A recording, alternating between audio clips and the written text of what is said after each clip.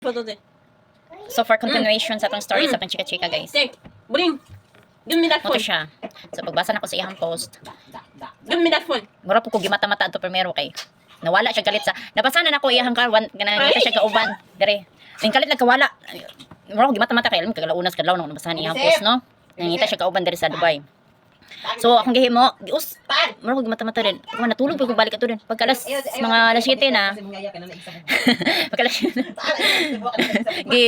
kuan pag gi-review na ko ang mga sa akong timeline. Wala man ako nakitaan. Di gi-search ako yung anak, tinuod gid ako nakita nga post niya. Mo to nga. Tinuod jud. No, ga-video na pagka. Ay mo ko yung content.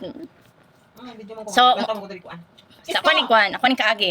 Oy, remember sa ako ni utruhon og kuan. Manang ako handumanan. Demo to siya guys. So tinuod gid siya. So, pag chat-chat na mo, ang iyahag yung kuan. Ano siya nga. Padala og ka na ang kuan, video nga ga-introduce kasi mo hang kaugaling na nana. So, ako pitawon ko publicate ko sa background sa suoton sa kuan gakutik-kutik ko kay.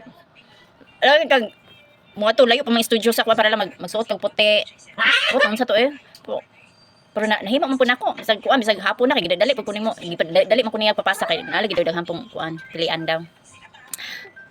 So, mo to siya. Nakapasa ko dayon. Ang kakuan na lang guys. Kay pag naman niya og paglukat na og mga kuan. Kay yung garbi tumularga bitaw kuan nagkapulik pong pangitang asa kong kwarta. Kay ano, ang kwarta nga akong gamit utang syempre mag-interest no. Ako pon. So pag gabulan ang kwarta akong utang musta man so may update ana kay akong hunang-huna. Gatubo ang kwarta. Akong giutang yung kalupan napakos pagadian. Yung siguro unsa na update ganan siya. Iyen. Pagtagal. Ingnan ko niya pag ganan ka mo abroad lain. Apply na lang sa lain. Eh, gadali man ko. So mo to siya.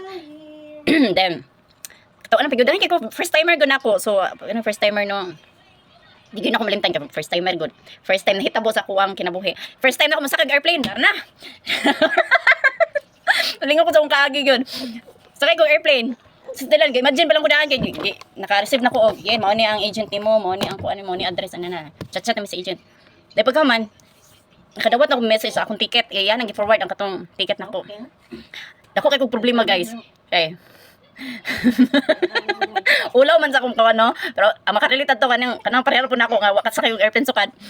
Pero dagan kay kog guna-una advance kay guna-una unsa kay may tabo na ko nigtungtong na kog airport unsay ubuhaton nako ana. Nalingaw kay ko sa una-una. Wa ko katulog. Ali samot na pagkaugma ako ang kuan. Ako ang flight. Agay hide it. Ay give me. So mo to. Damnuan. Kabalo mo nag-search ko unsa una ko pagkuan unsay Tuman. sa buhaton. Uy, video na po do. Sa buhaton, napangutan ako sa mga ate kanang panalitan kuan. Nabanay kuan ang airplane test CR ting gana. Nalingaw kay ko sa mga pangutana.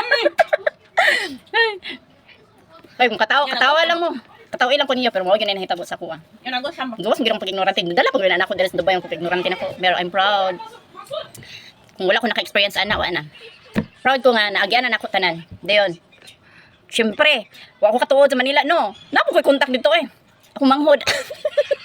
Ako ang i-contact dito para niya akong sugaton dito sa airport.